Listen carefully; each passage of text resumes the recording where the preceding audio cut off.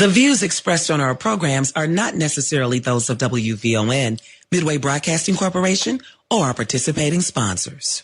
From the Xfinity Studios at WVON, we are the talk of Chicago, 1690 WVON. Until the philosophy. All right, brothers and sisters, welcome back. Ramadan Mubarak.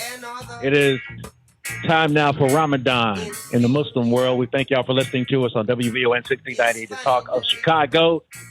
Yours truly, our brother BJ Murphy is here. Our host is Brother Naba'a Richard Muhammad, also Brother James G. Muhammad. Brothers and sisters, you can help us and financially support the show if you like what you're hearing.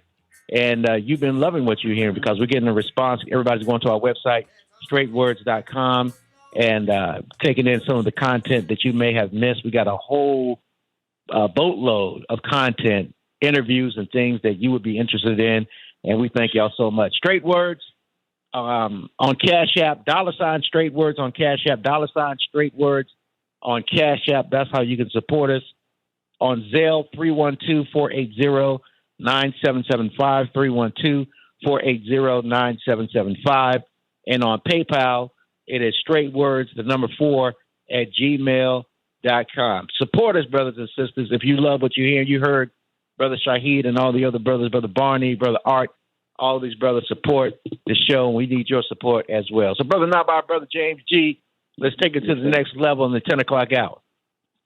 Okay, do we have any callers still holding or no? Yes, sir. Brother, I think Brother Sam.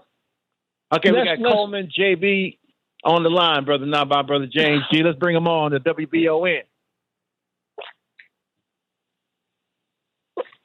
All right, Coleman, JB. Coleman, you there? Yeah, I'm here. Go right ahead, brother. Thank you.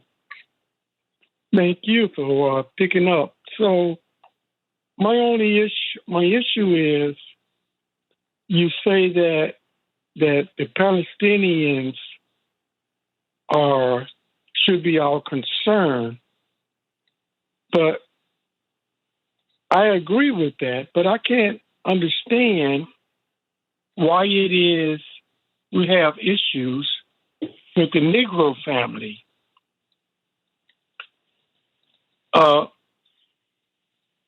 It seems like the Negro experience is a major platform for the Nation of Islam. And I feel like if you're going to ask our people to pay attention and give support to the Palestinian family, then it seems like we're contradicting ourselves, because the Negro family has been suffering in this country more so than any other group. So I feel like the nation, in particular, the leadership of the nation, owes an apology to the Negro family. Really? Well, why is that, Coleman? Why is that? Well, I think, why not? Well, no, you only offer an apology as you try to repair relationships when you've done something wrong or when you've injured somebody. So are you trying to tell me that the Nation of Islam has injured black people in America? Is that what you're trying to tell me? Well, you're saying that black people. I'm saying the Negro family. Well, call it whatever you want.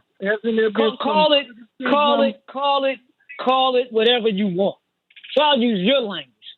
You're saying that we harm what you see as the Negro family? The Nation of Islam? I'm saying that you can call it whatever you want to call it. Brother, I'm going off of what you said, man, and I'm not going to keep going back and forth with you, because I'm asking you a question that you haven't answered. So now I'm going to ask you this question again, and we're going to be done with it. Are you saying that the Nation of Islam, I understand, are you saying that the Nation of Islam has injured what you call the Negro family? Is that what you're saying? Brother, this is a respectful conversation. It is that. Brought on to the airwaves.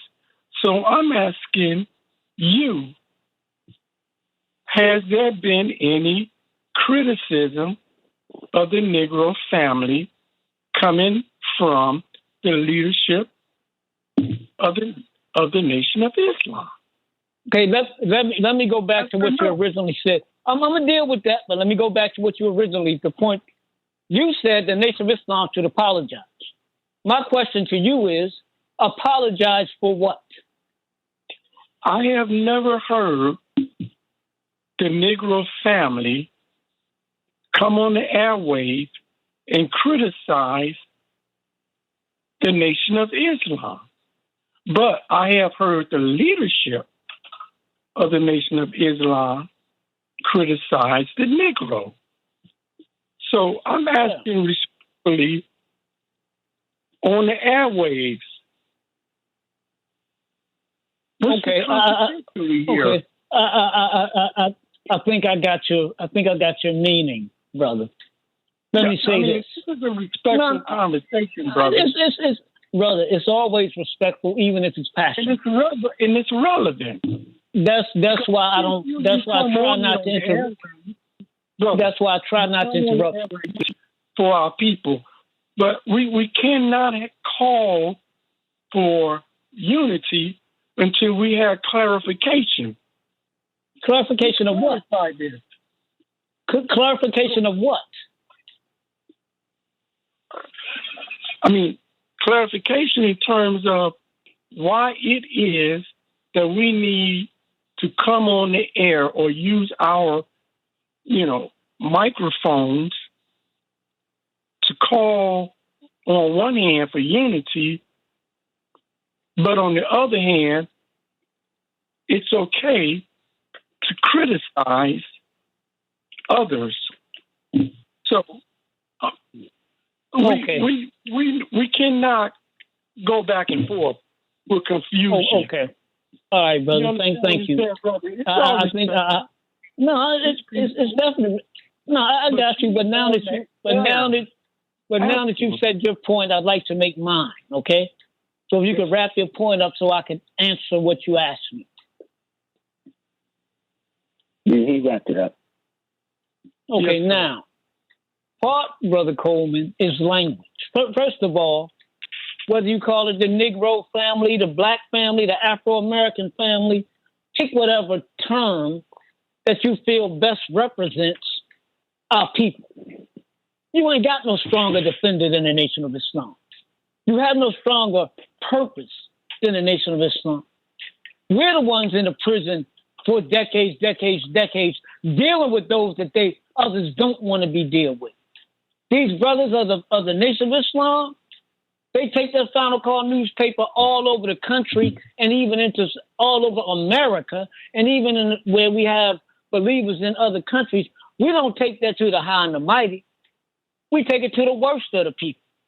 If you look around on Facebook, not only do you find us giving them a word, you will find us in different mosques, cities, and study groups around the country, literally giving food and clothing to our people. You will find us mediating disputes and stopping us from killing one another and disrespecting our women. So do we criticize our people?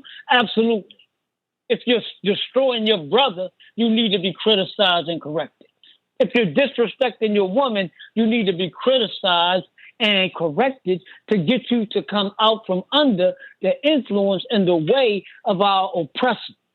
Number one. So in terms of language, the Honorable Elijah Muhammad taught us that Negro really didn't come out of the Spanish from negro or black, but it said it was rooted in the word necro, meaning dead. And so he told us that we were the aberrant brother. Let me finish. He told us that we are the aboriginal people of the whole planet, man.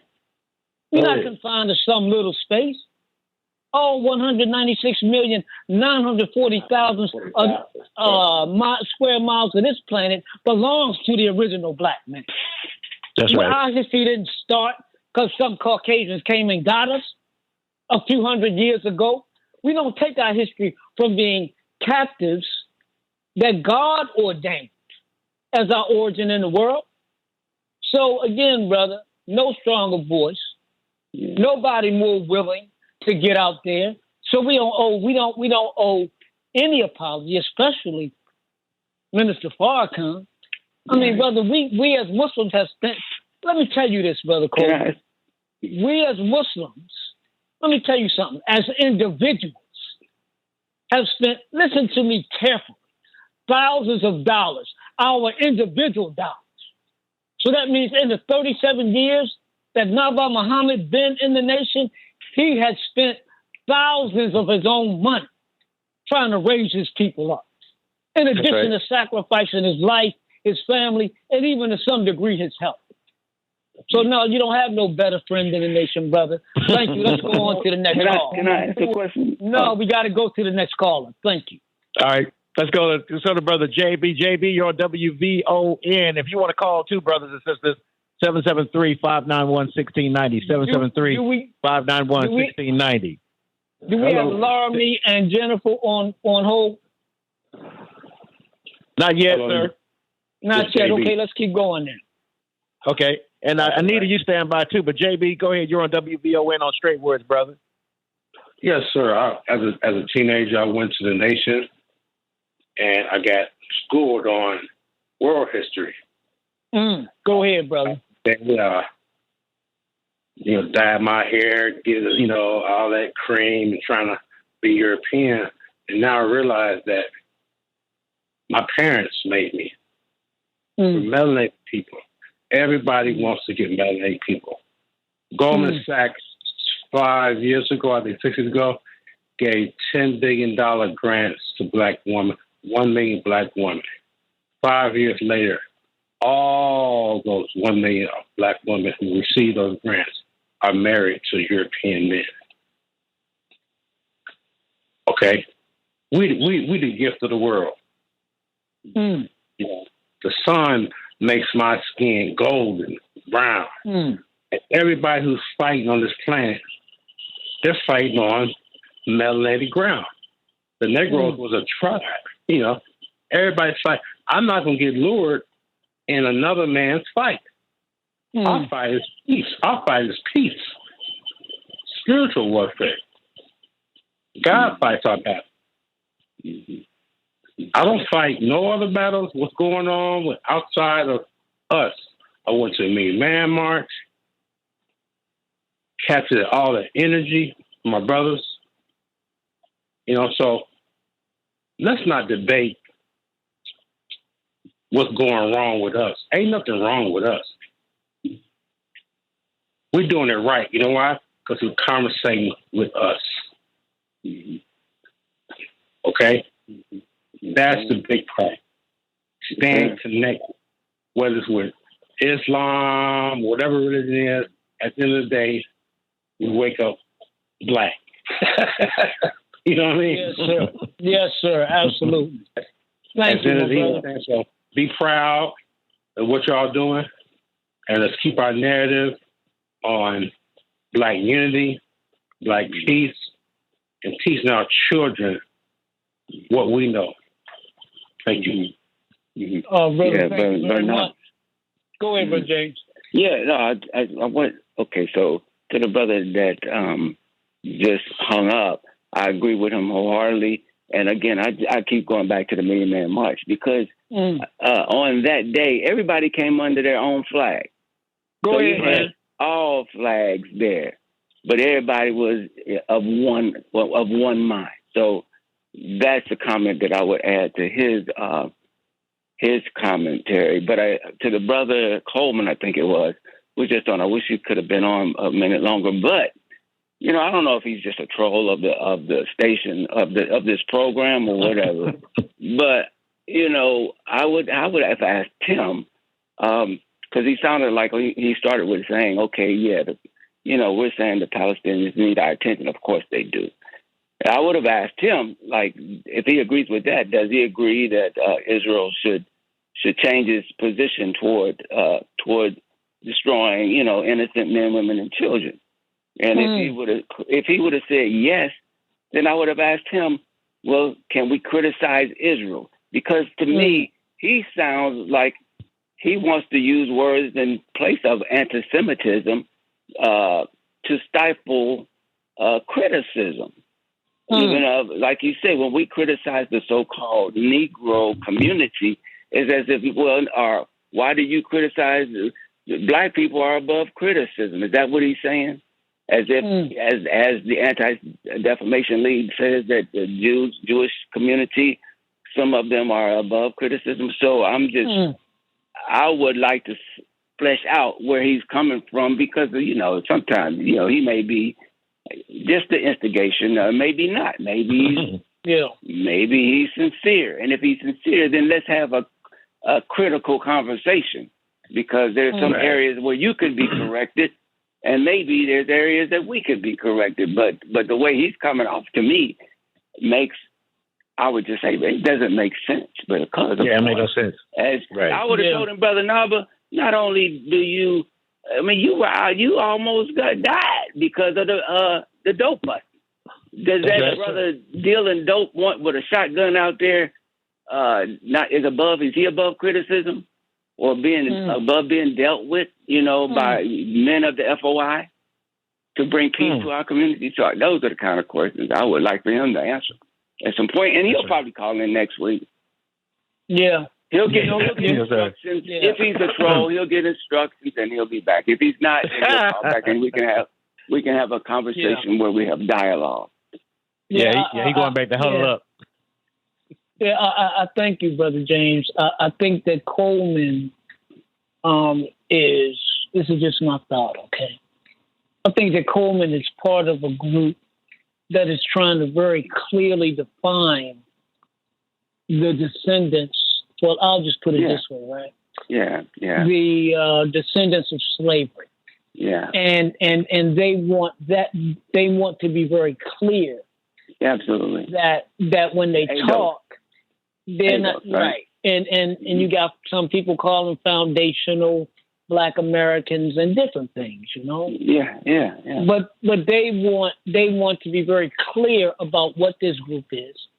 Many of them want to be very clear because they feel like that sharp definition will distinguish us from others Exclusivity. who weren't descendants of slaves but who are Black. Right. They think that distinction will help get reparations. So I get that. Exactly. Yeah. But my point is this, and I'm going to say this, man. Look, do you think white folks don't know what they did to us and who did it? Right. And why and who was involved and where we came from, man? So you, in my view, you can try to fix it whatever way you want to try to make an argument for white folks to give us reparations. I'm just going to say this, brothers and sisters. They're not doing it out of just because they're good people. Are you looking at the racial climate in this country? That's right. Are you looking at Trump on one hand and Biden on the other? Biden ain't for reparations, and neither is Trump. We'll be clear, neither one. That's right. And your Black president said, Barack Obama said, education is the best reparations. He wasn't for reparations. So we will only get reparations. And again, you can agree, brothers and sisters, you can disagree. When God himself gives us what he promised us, and he promised us that we were going to come to power right in this country. That's right. Black people, fulfilling the prophecy of Abraham's seed, going into bondage in a strange land under a strange people for 400 years. And after that time, God himself would come and judge the people that they have served, and then elevate these people who he claims as his own. That's right. You may agree, you may disagree. I'll just say keep living. That's right. And keep watching. Keep watching. Go ahead. But if you think that somehow or another, because you talk to white folks, they're gonna give you trillions of dollars? When have they ever done the right thing just because it was right? Never. Never. That's right. Everything that they did, the Voting Rights Act, riots in the 1960s. You hear me? Ask the Native American. Come on, man. Come on. Bro, put them in one place and then find resources under that land, and they move them to another place and another place. Brother, you know, man, you said a word, man. That's right. Every treaty they made. So if you think these people got some kind of integrity, bro, you fooling yourself. Is Anita still holding? Yes, sir. We got Anita. Go ahead. We got Anita. Yeah, we got Anita on. Our Cliff standby. You're on WVON 1690. Welcome to the show, Anita. Good evening. You're representing really well. Elijah Muhammad would be proud, and I am too. But he's more proud. Praise be to Allah. Yeah, he's more proud that the race is moving on without all that foolishness on top of their head. But for the guy that thinks that the Nation of Islam criticizes, then he has fallen for the white man's version of a family for a black man to have a mother with no family connections for her son, and then her son goes to jail because he has nothing to inherit to move to another day. So if he accepts that as philosophy, then he is truly don't need to be free because he's accepted bondage. And I love him, but you've accepted bondage. You know, you don't want to be free. You don't want to do the work. Elijah Muhammad was willing to do the work. This is a strange day and time because people have been warned through the teachings of Christ how to get themselves corrected, and they didn't correct. So God is not coming back with a nice spirit. Elijah Muhammad had a very firm spirit to tell you that you had your chance, you blew it, and I'm not feeling sorry for you. Get it together or else. You know, be careful what you ask for. You're going to get it because what, Pharaoh ended up getting, whatever he cursed the so-called revealed word people that had it at that time, whatever he put them under, it ended up happening to him. So that's the way I feel. White people, if you think that's nice for us, how about you live it? And then if you survive it, then maybe I'll think about it. But I'm not going to think about that foolishness because I couldn't be that cruel to children. Okay, yes, so ma'am. that's how I deal with them. Okay, that's a good concept. If you want cruelty, make sure it's all your direction or people that love you for being cruel because I don't. And for people that practice fake religion of other religions, God's going to deal with that too. Nobody has time to have second chances forever. You do have to suffer consequences at some point. And Elijah Muhammad was trying to fix it where women weren't treated as girlfriends or property. You hear this fool down here in North Carolina talking about women shouldn't be able to vote. Okay, so she's a property. She can't speak for herself. Wow. The one that's running for governor. Yeah, you didn't hear about that? Wow. Yeah. I heard that he said that, sister, but you are the first time saying specifically what he said that I've heard. Well, no, they've been saying it on, MSNBC and on the news, but he said that women shouldn't be able to vote. I heard him, and I'm like, my mother was little. She was young and had a baby in her womb, and she had one small baby, and her husband was killed in a car accident. So who's going to speak for her? Who's speaking for her? The white man that raped you that didn't care if you saw your child? That's right. He didn't care if you was tired or 14 years old when he wanted to rape you? Right. And not care about you and leave you with no clothes on and get you up and work you to death. I mean, who would want to go? You know what? That brother, I ain't trying to be nasty, but I'm going to keep my mouth closed. But nobody wants that has good sense and willing to work to do what God asked them to do. They're just not going to say, I want you to treat my children bad. What child wants a parent that's dumb enough to say, I like you treating my child bad? Elijah Muhammad wouldn't stand for it. He said he probably would marry 3,000 women to avoid them being punished like that from some cruel men like that. And then they want to talk about him doing that. Yeah, look at the men now. They don't even want to have one wife. They want a man. Elijah Muhammad wanted a man. He took in women. He wasn't trying to take in no grown man that can work for himself. Praise be to God, and I love Minister Farrakhan for standing up in his shoes, and I did follow Imam Wardi Muhammad, and Imam Muhammad said there's no birth control that works 100%, so you're going to either do what they say they're doing now, is out of their mind, talking about they're going to kill a baby, or they're going to decide that they need to be in a family situation and make sure that child has some heritage and some history that God asked them to have, and not cruelty and put in jail and molested as a child and thrown around in daycares all day. If that's what they want, brother, you've done your job. You let them know. We can try to save the children, but we cannot do anything for, I would say, retarded adults that want all of that for their children. I don't want it. I love you all. I'm glad you're not doing talking out your mind. Thank you so much. Thank you. Thank you, sister. Y'all can join the conversation tonight, brothers and sisters. Y'all calling in. We love it. 773-591-1690. 773-591-1690. You're listening to Straight Words on WVON. Brother Cliff, peace, brother. Assalamu alaikum. Brother, assalamu alaikum, brothers. Listen, I'll try to be brief.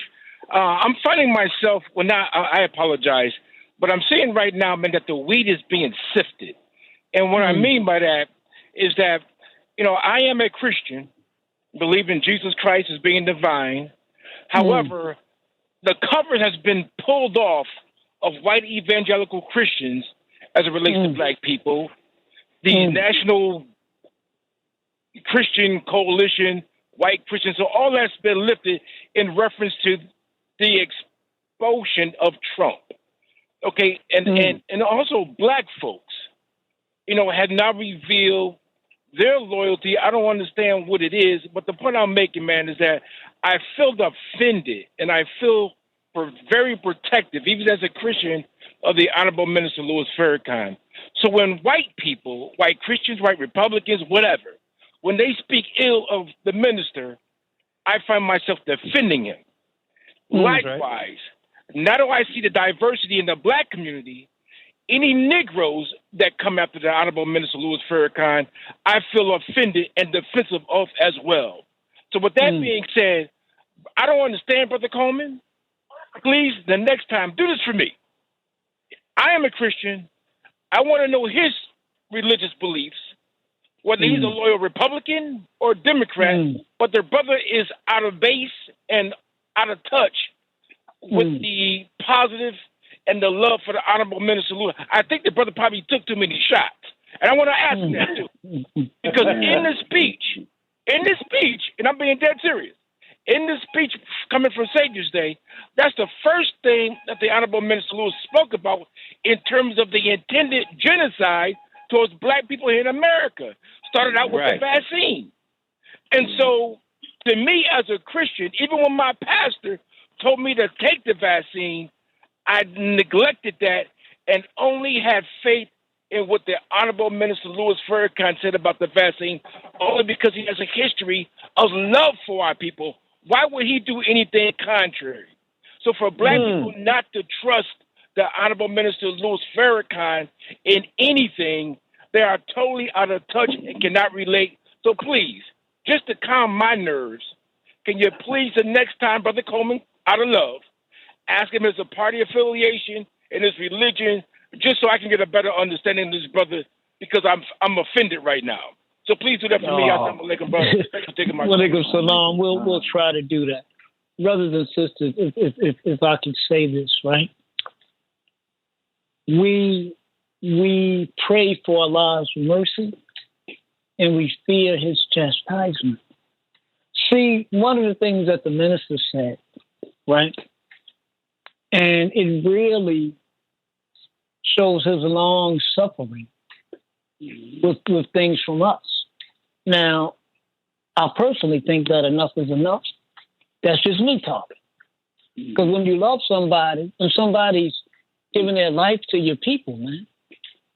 This man is 70, 60 something, almost 70 years serving us. In the mission, yeah. Serving us. And continually, you can't name basically almost one group of us, whether you're talking about so-called inmates, who talks for them, who has spoken and talked about who they really are and what their God potential is and how to tap into it. Minister Farrakhan.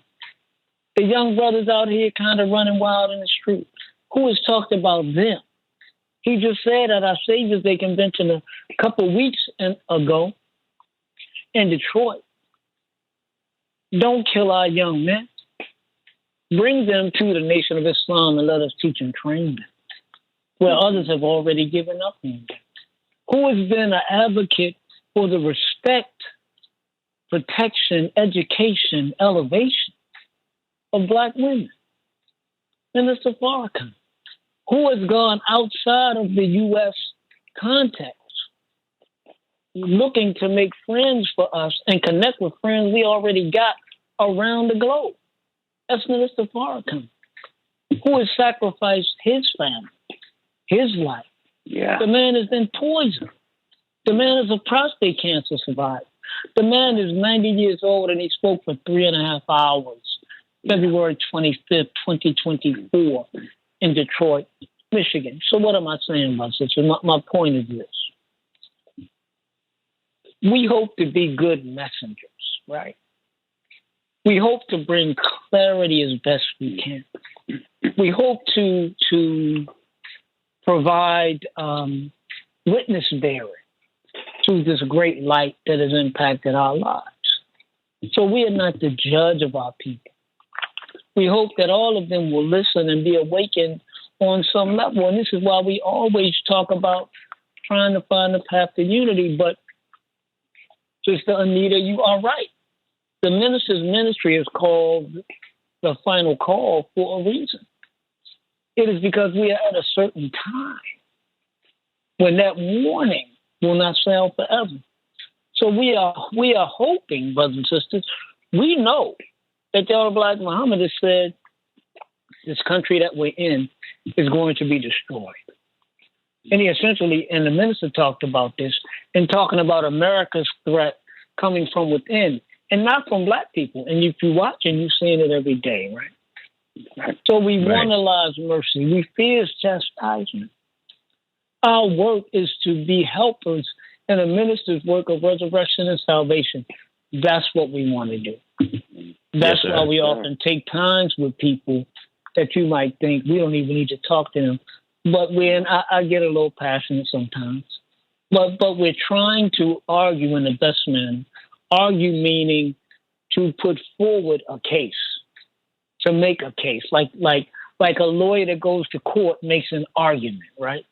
Somebody who is in a debate makes an argument. So we're trying to do that. And we just try it every week because this is what we do. We love our people.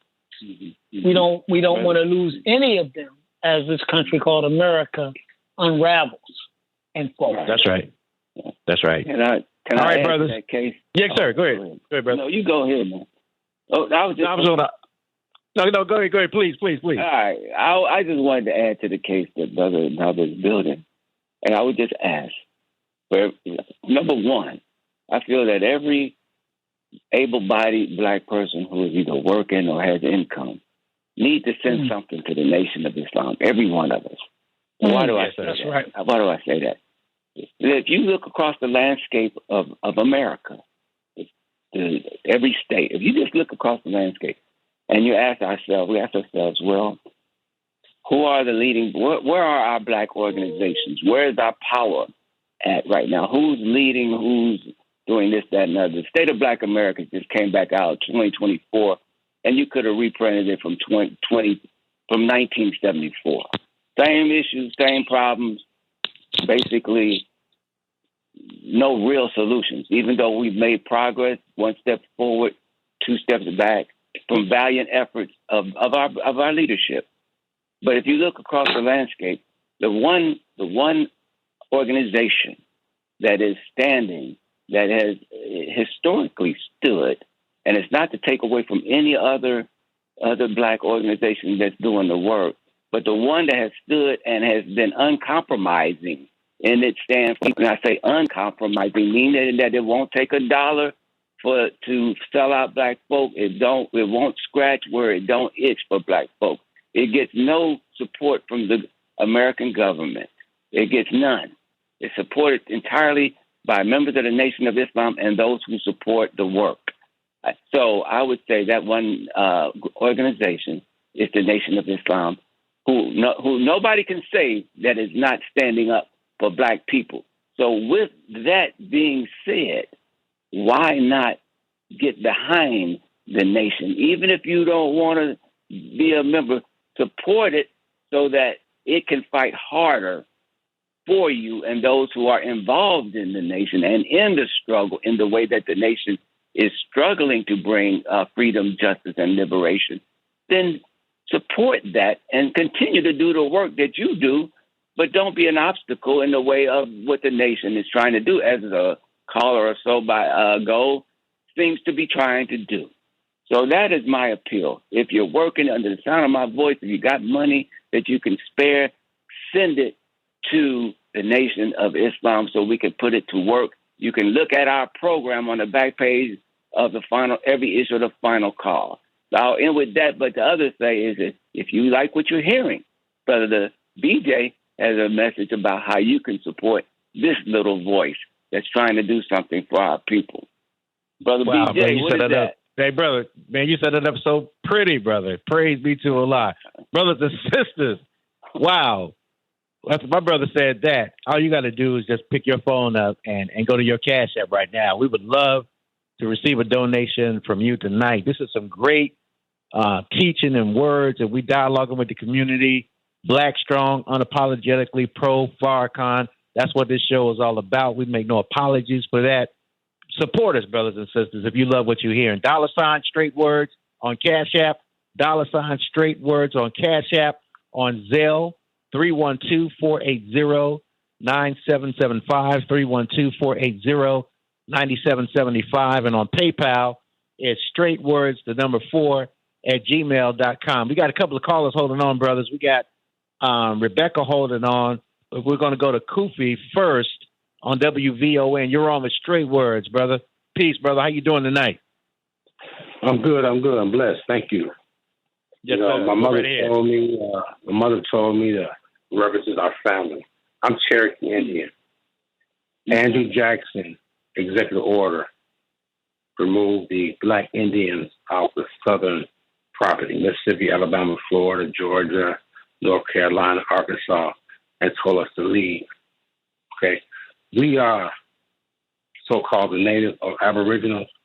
We are that. The transatlantic ocean, you can Google this. The original name was called Ethiopian Ocean. Everything happened on this continent. We was never shipped from Africa. I'm not an African American. Malcolm X died because he said Plymouth Rock landed on us. Malcolm X died because he said, they can't. We're here. We are the one. They stole our land. Okay, and every time we try to build that land, they drop bombs on us. This is what we're trying to. Our narrative allow us to build on our land. Like I said, Google the Andrew Jackson Indian Removal Act. That took the whole South, and they chopped it up in 2 acres of lottery land and gave 2 acres of land to the European settlers to farm. We are 10 toes down. That's what gives me peace. White folks thank me.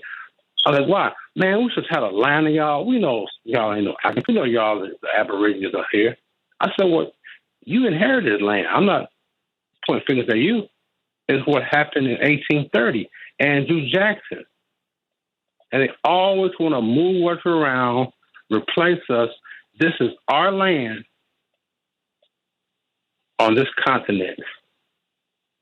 You can't prove me wrong because I'm seeking facts. Google it. Yes, sir. We are. I'm Cherokee Indian. Hold on, shout out. I'm Cherokee Indian. Google this. Jesse Jackson's great grandfather was Cherokee Indian when they paid him to call us African Americans. We are here. That's our power, and we do it in a civilized way. They ain't gonna give you the land back. They're not going to give you what they stole. Trump, they're not going to do it. Oh, we do a little research about, let's do a little study on it. Okay, but there's so much land out here that I got land. I got 100 acres of land. So let's talk about the land that's not even being used and get access to that. Stop playing, man. Brother, thank you very much. Appreciate your call. We want to go to get to the next caller. Thank you. All right.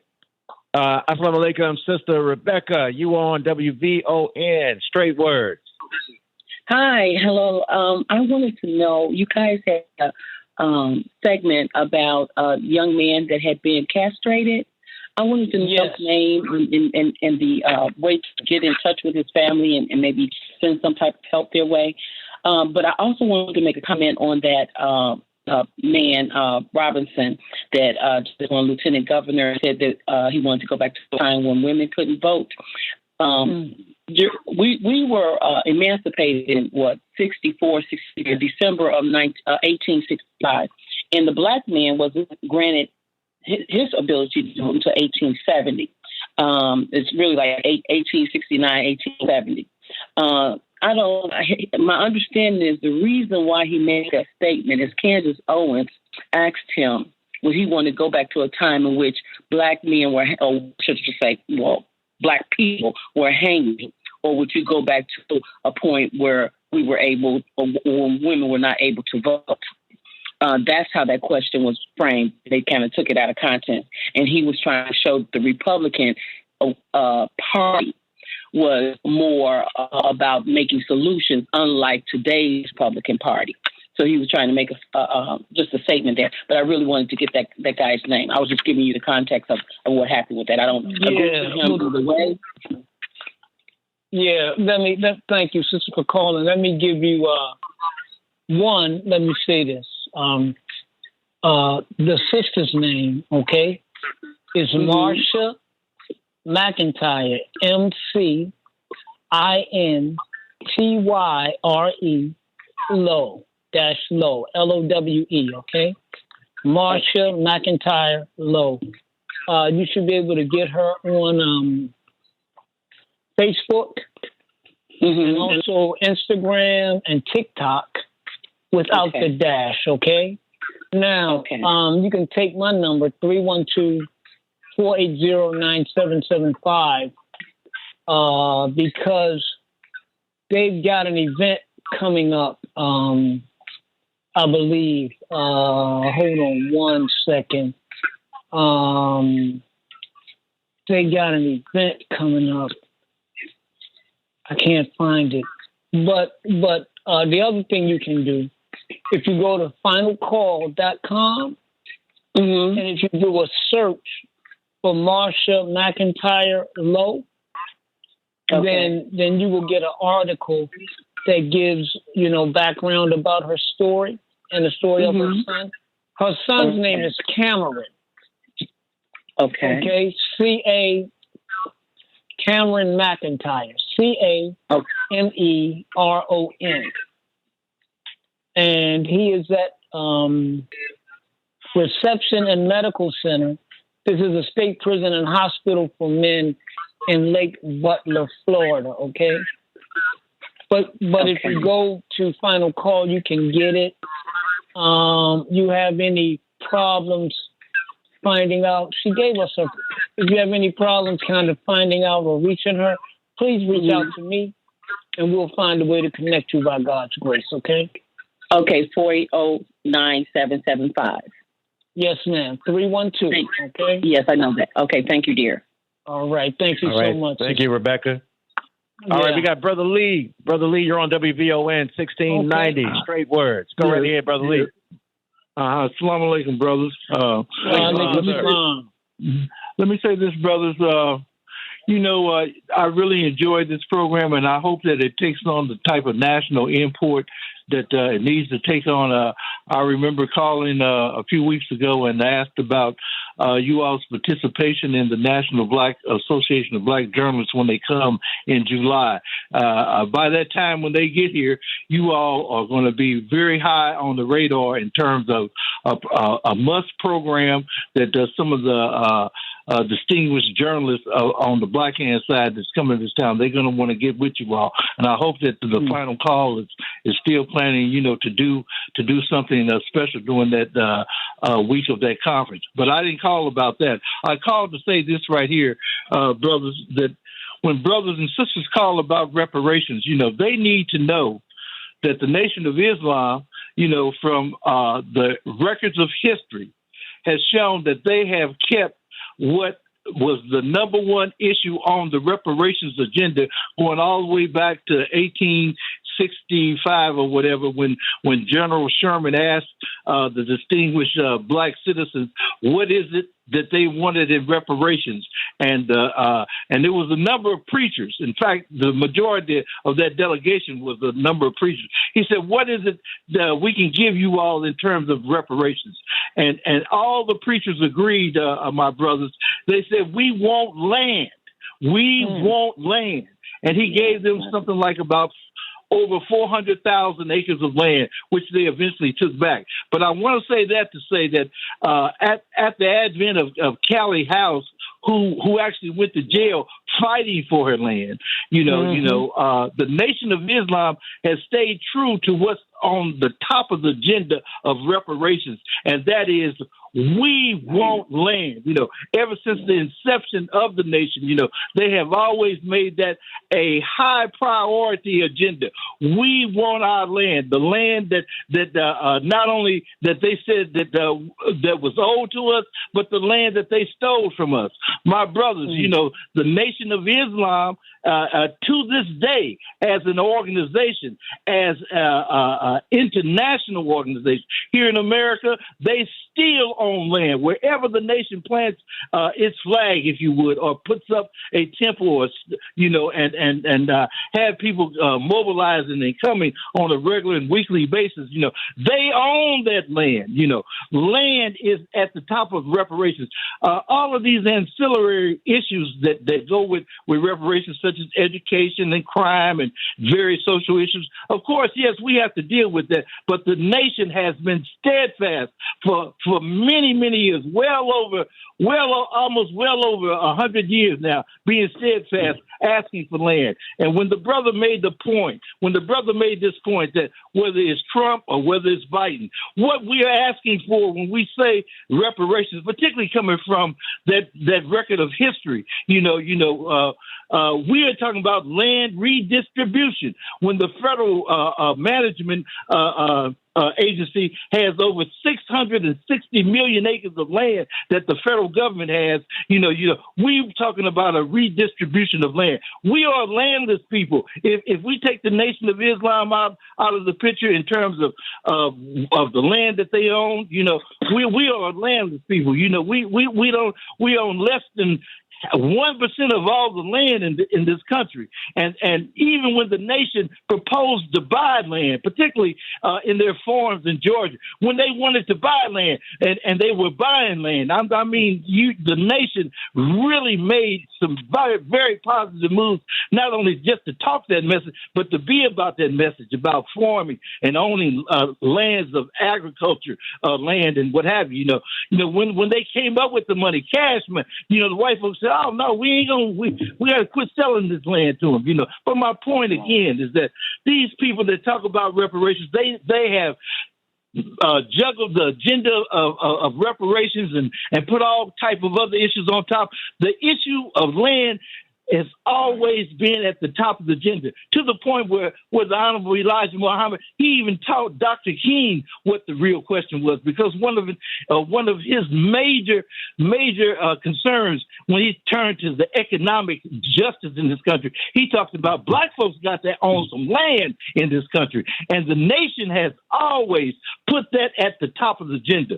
So when this conference of journalists come, but when this Democratic convention comes, we're going to see who is really about reparations. You know, when we talk about the redistribution of the land to a landless people, where we own less than 1% of the land in this country. Look at our black farmers, you know, and all of the turmoil and trouble that they have in terms of trying to secure their farming rights and getting land, to cultivate and so forth and so on. But brothers, keep this show on. But definitely keep it on, as this summer approaches, because these two conventions, particularly that Democratic convention, is going to be of international import. It's going to be of international import. And we need these kinds of platforms, for people to hear the real truth, because the Democratic Party is going to be challenged, if you're really for reparations, then we need to talk about a land redistribution. And it has been done before. This is nothing out of the ordinary. The Homesteader Act. That's what the Freedmen Bureau was all about. We and then to say that just 2 years ago, they documented in the state of Mississippi, down south. They say they have documented, my brothers. They say they have documented, it's on record, that they have documented that 8,000 acres of land